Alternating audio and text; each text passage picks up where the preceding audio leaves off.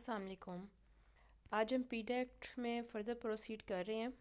इससे पहले हम सेक्शन 3 एंड 4 डिस्कस कर चुके हैं।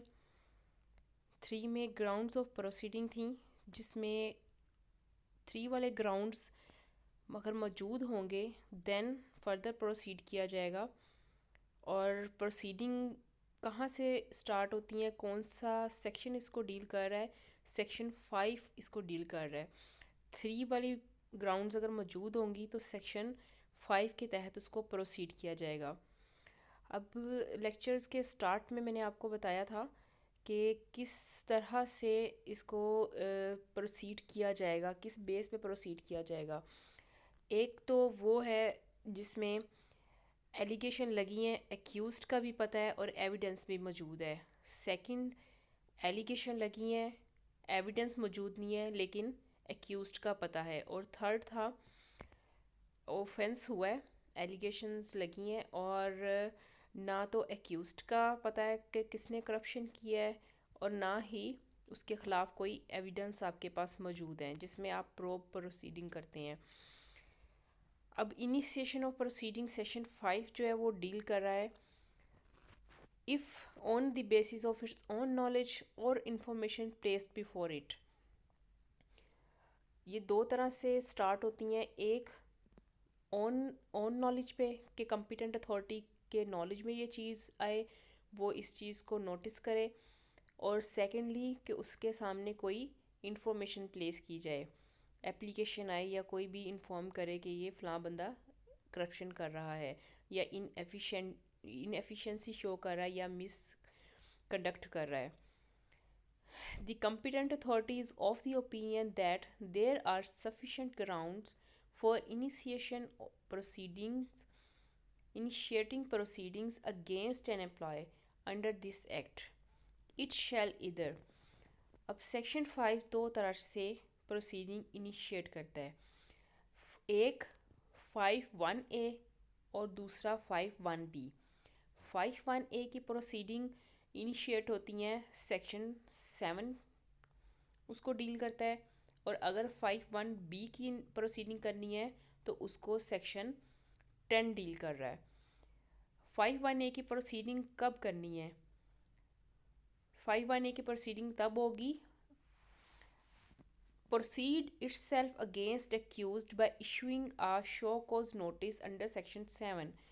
जब आपको पता है कि किस बंदे पर एलिगेशन लगा है, एक्यूज्ड कौन है और आपके पास सफिशिएंट एविडेंस भी मौजूद है, तो कंपिटेंट अथॉरिटी उस बंदे को सेक्शन 7 के तहत एक notice, show cause notice send करेगी for reasons to be recorded in writing.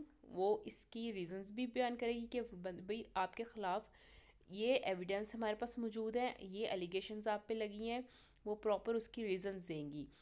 और डिस्पेंस विद द इंक्वायरी, तो वो कह रहे हैं वो इंक्वायरी किए बगैर शोकॉज नोटिस सेंड कर सकती है। कब कर सकती है? जब उसके पास सफिशेंट इसके एविडेंस मौजूद हैं। 5(1)(a) कब होता है? जब डिस्पेंस विद इंक्वायरी करना हो, इंक्वायरी की ज़रूरत ना हो। और 5(1)(b) कब है? जब आपने इंक्वायरी करनी है, आपके पास सफिशेंट एविडेंस मौजूद नहीं है। नेक्स्ट है जी, provided that no opportunity of showing cause or personal hearing shall be given where. अब वो कह रहे हैं शो कॉज नोटिस भी सेंड करने की आपको ज़रूरत नहीं है, आप प्रोसीड कर सकते हैं। कब कर सकते हैं? ये इन्होंने 4 उसकी सिचुएशंस दी हुई हैं। फर्स्ट है the competent authority is satisfied that in the interest of security of Pakistan or any part thereof it is not expedient to give such an opportunity. वो कह रहे हैं जी ये नेशनल सिक्योरिटी का मामला हो और इसकी शोकस देना ज़रूरी नहीं है कि उसको अपॉर्चुनिटी कोई दी जाए, बिकॉज़ ये नेशनल सिक्योरिटी का मामला, इसको डिस्क्लोज़ नहीं किया जा सकता। और सेकंड है an employee has entered into plea bargain under any law for the time being in force or has been convicted of the charges of corruption which have led to a sentence of fine or imprisonment। तो जिसमें वो plea bargain कर लिया उस बंदे ने कि मैंने करप्शन की है और मैं ये अमाउंट भी वापस करने को तैयार हूँ, और या जिसमें उसको करप्शन के चार्जेस उस पर लग गए हैं और उसको सेंटेंस भी हो गया और इम्प्रिजमेंट भी हो गई है किसी और कानून के तहत, और थर्ड है an employee is involved in subversive activities, कि वो तखरीब कराना कार्रवाइयों में मुलव्वस हो, डिपार्टमेंट में इश्यूज़ क्रिएट कर रहा हो। इसको सबवर्सिव एक्टिविटीज़ को हम पहले एक्सप्लेन कर चुके हैं। It is not reasonably practicable to give such an opportunity to the accused. तो कह रहे हैं जी रीज़नेबली प्रैक्टिकेबल ना हो कि उसको कोई अपॉर्चुनिटी दी जा सकती हो। क्यों? क्योंकि उसके ख़िलाफ़ काफ़ी एविडेंस मौजूद हैं, उसको मज़ीद अपॉर्चुनिटी देनी भी नहीं चाहिए, उसको डायरेक्ट उसके ख़िलाफ़ प्रोसीड करना चाहिए। नेक्स्ट 5(1)(b) है जिसमें आपने इंक्वायरी करनी है, इसको डिस्पेंस विद नहीं करना। Get an inquiry conducted into the charge और चार्जेस अगेंस्ट द एक्यूज्ड, जो भी इसके खिलाफ चार्जेस लगे हैं उसकी आपने इंक्वायरी करवानी है by appointing an inquiry officer और एन इंक्वायरी कमेटी। या तो आप इंक्वायरी ऑफिसर उसके लिए डिप्यूट करेंगे या फिर इंक्वायरी कमेटी करेंगे अगर एक से ज़्यादा ऑफेंसेस उसने किए हुए हैं या एक से ज़्यादा एक्यूज्ड हैं, as the case may be under the section 10। तो 5(1)(b) की प्रोसीडिंग सेक्शन 10 रेगुलेट करती है। Provided that the competent authority shall dispense with the inquiry where. अब वो कह रहे हैं 5(1)(b) में भी वो इंक्वायरी को डिस्पेंस विद कर सकते हैं। कैसे कर सकते हैं? An employee has been convicted of any offence other than corruption by a court of law under any law for the time being force, कि उसने कोई और ऐसा जुर्म किया है जिसमें वो किसी कोर्ट से उसको कन्विक्ट किया जा चुका है। An employee is or has been absent from duty without approval of leave, उसने विदाउट अप्रूवल के लीव लिए एब्सेंस शो की है। Provided further that the competent authority may dispense with the inquiry where it is in possession of sufficient documentary evidence against the accused. दूसरा वो कह रहे हैं जी कम्पिटेंट अथॉरिटी इंक्वायरी को डिस्पेंस विद कर सकती है अगर उसके पास सफिशेंट डॉक्यूमेंट्री एविडेंस मौजूद हैं for reason to be recorded, और वो इन राइटिंग इसकी रीजंस भी रिकॉर्ड करेगी। It is satisfied that there is no need to hold inquiry, और इसमें उसने मेंशन करना है कि इंक्वायरी की ज़रूरत क्यों नहीं है। अब 5(1)(b) में भी दो सिचुएशन उन्होंने दे दी हैं कि कहाँ पे इंक्वायरी नहीं हो सकती, डिस्पेंस विद हो सकती है। एक तो ऊपर दी गई हैं दो, एम्प्लॉय ने जब कोई एम्प्लॉय कन्विक्ट हुआ है किसी कोर्ट से किसी और जुर्म में, या उसने एब्सेंस की है विदाउट प्रायर अप्रूवल। और सेकंड इसमें दी गई है कि आपके पास काफ़ी डॉक्यूमेंट्री एविडेंस मौजूद हैं और कम्पिटेंट अथॉरिटी जो है वो सेटिस्फाइड है कि इसके खिलाफ इंक्वायरी हेल्ड करना ज़रूरी नहीं है, वो वेस्टेज ऑफ टाइम होगा और वेस्टेज ऑफ रिसोर्सेज होगा।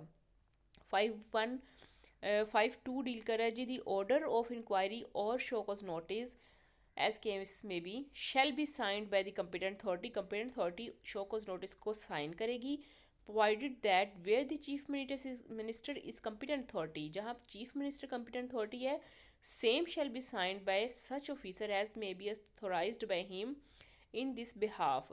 तो चीफ मिनिस्टर ने इस बिहाफ में जिस कम्पिटेंट ऑफिसर को अपॉइंट किया होगा वो उसको साइन करेगा। नेक्स्ट है सेक्शन 6 जिसमें सस्पेंशन है। An employee against home action is propose to be initiated under section 5 may be placed under suspension for a period of 90 days. कह रहे हैं जी जिस एम्प्लॉय के खिलाफ सेक्शन 5 की प्रोसीडिंग इनिशिएट होनी है उसको 90 दिन के लिए सस्पेंड कर दिया जाएगा। If in the opinion of competent authority suspension is necessary or expedient, and if the period of suspension is not extended for the further period of 90 days within 30 days of expiry of initial period of suspension, the employer shall be deemed to be reinstated। तो जी ज़रूरी नहीं है कि हर inquiry में उसको suspend कर दिया जाएगा। अगर कम्पिटेंट अथॉरिटी को लगता है कि उसको सस्पेंड करना ज़रूरी है तो ही वो उसको सस्पेंड करेगी।